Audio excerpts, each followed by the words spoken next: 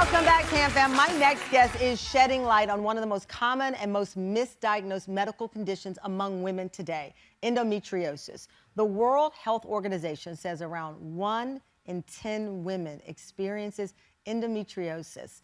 I look around this audience, which is majority women, 1 in 10 experience this. Well, my next guest is sounding the alarm in hopes of helping so many around the world. New York-based filmmaker Shannon Cohn first experienced symptoms of endometriosis when she was just 16, but it wasn't until 13 painful years later that she was told endometriosis could be the cause. And now Shannon is trying to help other women, as I said, with this groundbreaking new documentary. It's called Below the Belt. The documentary follows 4 women over 8 years, showing just how devastating the disease can be and how there's an urgent need for more information. Take a look. The disease is a largely ignored aspect in women's health care. Don't exactly trust her telling me that everything's fine.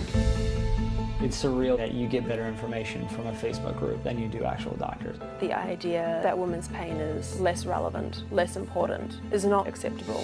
The system will be changed within. The revolution will come within. I'm nervous.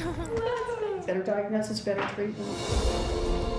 If we don't say we're not going to live like this anymore, we're not going to accept this anymore, no one's going to do it for us.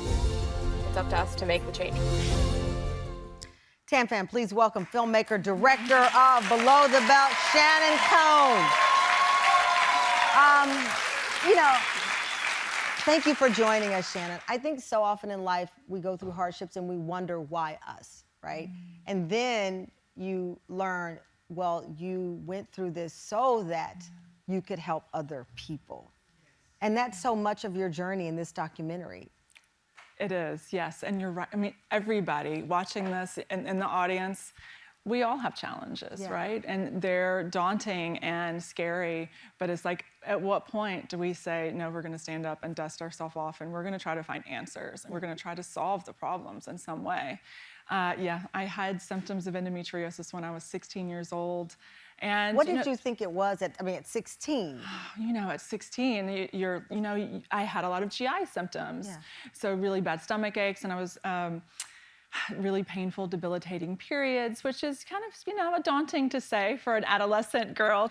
And I was told, I was exaggerating, or it was part of being a woman, or maybe I was trying to get attention. And I remember thinking at 16, like, okay, I'm a 16-year-old girl. I know how to get attention. And this is not the way, right? I would not be doing this. Right. So it felt really confusing. Right. And but in 13 years, did you feel no one was listening? Did you feel it's just me? What is that like? 13 years is a long time, and very critical formative years of your life. Yes, of course. I mean, I was an athlete. I made straight A's. I went to college. I went to law school. I was a lawyer for a while, and then became a filmmaker. So I just went through the motions and did what I was supposed to do, but I sucked it up. I think so many of us, we suck it up. We just do what we have to do. We live our life.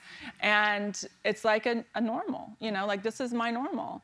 And that's what I felt like it was, even though I was seeing so many specialists, world-renowned specialists, chasing symptoms, GI, urinary, painful periods, fatigue, and no one put the pieces together, which is what's so common in this disease. And that's what we see in the documentary, which, by the way, executive producers, former Secretary of State Hillary Clinton, actress Rosario Dawson, Mae Whitman, Corinne Fox. So you have big notable names, but at the end of the day, these are stories of everyday women in this audience, friends and family. I know I have many friends who I've watched not be able to go to work, not be able to get out of bed, not be able to function because of endometriosis, and few people even understand what it is. Absolutely. I mean, and that's what we're trying to do with this film, and that's why people like Secretary Clinton and Rosario Dawson and our amazing executive producers are saying, enough's enough. When you set out to do this documentary, especially knowing what you went through, was it still surprising, the staggering number of women who have undiagnosed, by the way. In some Yes, cases. I mean, we're dealing with an untold amount of people, at least 200 million people How do you on the explain to people planet. what it is exactly? I say it's a full body disease. It basically occurs when tissue that's similar to the lining of the uterus grows in other parts of the body, but it can be anywhere in the body. It's actually been found in every organ. It's not just relegated to the pelvis. People don't realize that. I didn't realize that until Right. Yes, and it's the cause, a lot of people don't realize this, it's the cause of up to 50% of infertility in women. And the issue with that is a lot of that suffering is needless because most people go an average of seeing 8 doctors over 10 years before they even hear the word.